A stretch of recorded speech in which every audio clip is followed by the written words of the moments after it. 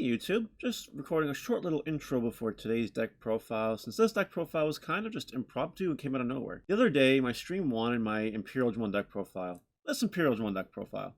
We got a new Imperialdramon and got a bunch of good new toys in EX01. And I gotta say, I didn't know if I was going to upload this deck to YouTube or not, but I've been playing with it a little more, and I actually really freaking like the list. It's working great.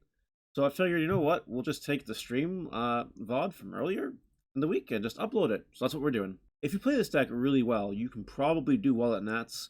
I'm pretty confident in one particular Imperialdramon player that will probably play Imperialdramon and will probably win the event. That's what he does.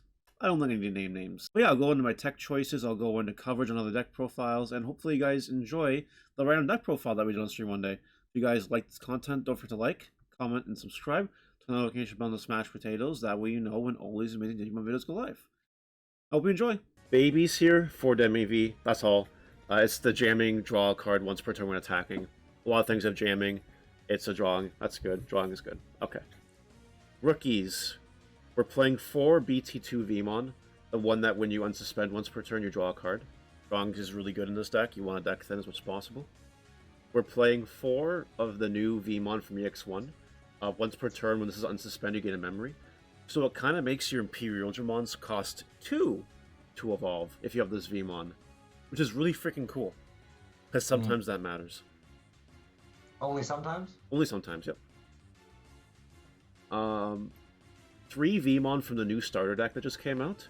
The Warp Digivolve and the All Force will never come up, but the Inheritable is really good. That's when attacking, if you have 7 or fewer cards in your hand, you draw a card. This is kind of the rookie you want to see right away, but it's a quality of life card. That's why we're playing 3 of it. If you don't see it right away, it's not the end of the world. But if you see it right away, this is the one you'll evolve into, so you can start getting some early draw advantage, deck thinning, drawing your cards. So 3 of it is fine.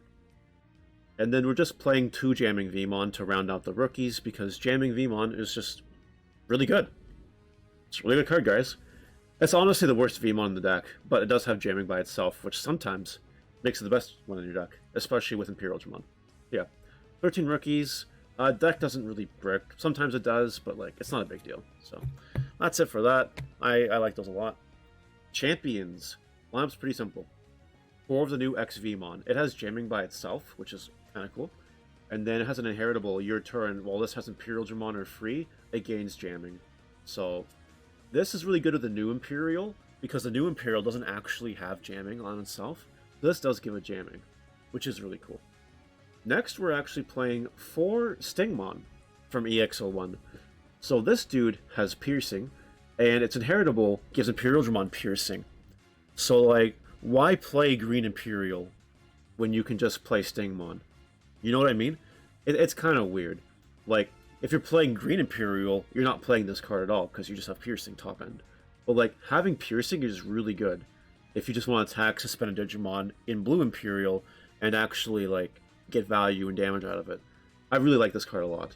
And also, you know, we play Davis, so sometimes you get double add. It's really good. And then, last but not least, 2 Lobos. Just because Lobo for game is pretty cool. I have tampered with the notion of doing 3 Stingmon, 3 Lobo. But I think it's honestly okay.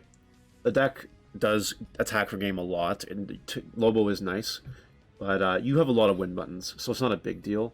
But that's the only other change I'd make in this lineup. Maybe a 3rd Lobo instead of 4 Stingmon. But I really like the Piercing. It's really good this format, so that's good. Champions are good. Ultimates are super straightforward.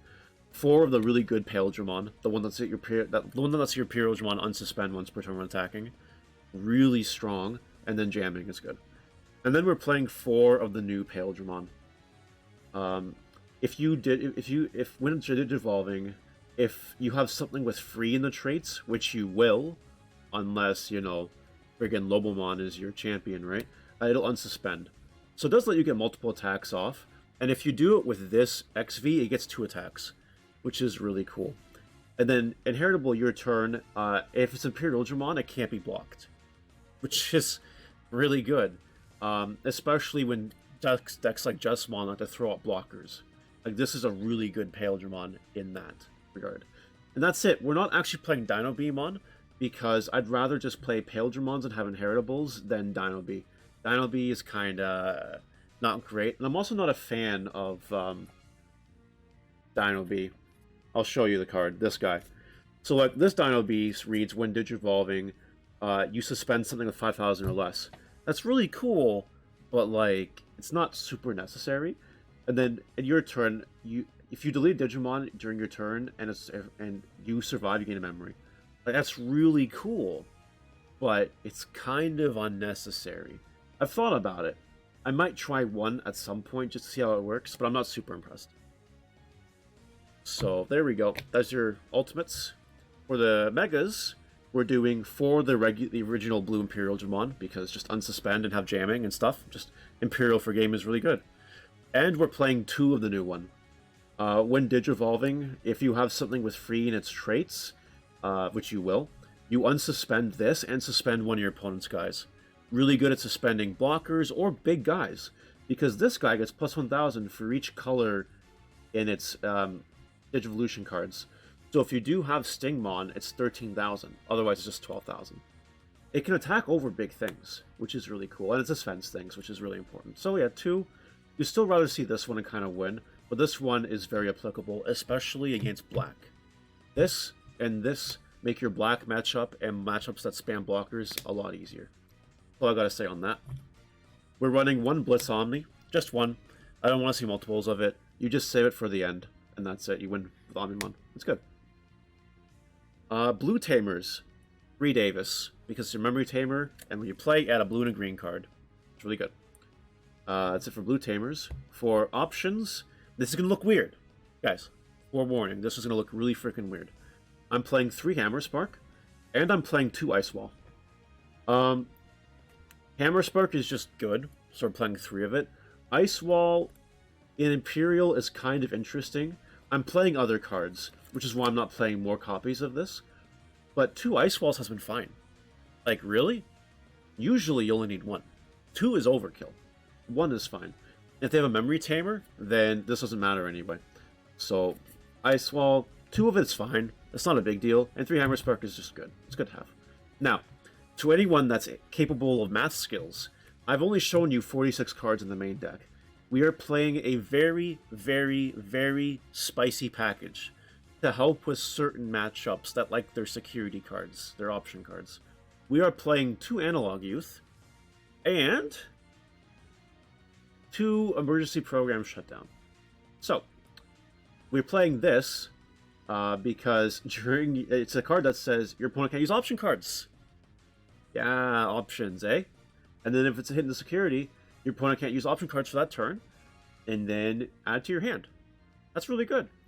And then Analog Youth, you guys all know. You play it real top 3 out of Digimon, and then all turns when your level 5 or higher is deleted, you suspend this to gain a memory and hatch a Digi-Egg if you have an available space. Playing against another blue deck, they can't Hammer Spark you for game, and they can't Ice Wall you and stop your lethal onslaught. Against Justmon, they can't Judgment or Delicate Plan you. Against Agumon, they can't Gaia Force or Atomic Blaster you. Against Purple, Lilith Loop, they can't loop you! It's great. And yeah, that's why I'm trying this. It's really, really good. Like, it's really good, guys. It's really freaking good. Like, if I wasn't playing these, I would play more Hammer Sparks and Ice Walls and, like, a Kaida's Breath, maybe. But, like, this is just too freaking good. You can also play this if you have Blitz Omni on the field, by the way. So that came up before. I think this deck is Tier 1. I think it's, like, low Tier 1. But someone could take this deck and top or win Nationals. Someone's guy. Someone whose name starts with D, ends with Anne. Someone could get inspired and do it. That's it. That's the deck. I've had great success with it. I tried a little bit last night, and I was working out the kinks. I played a little more this morning, and I went undefeated against multiple decks. Looks like a lot of fun. It is. I really like it. Anyway, did round 2 start? Oh yeah, it did. Yes. Where do you want to go? Let's see. Table 1?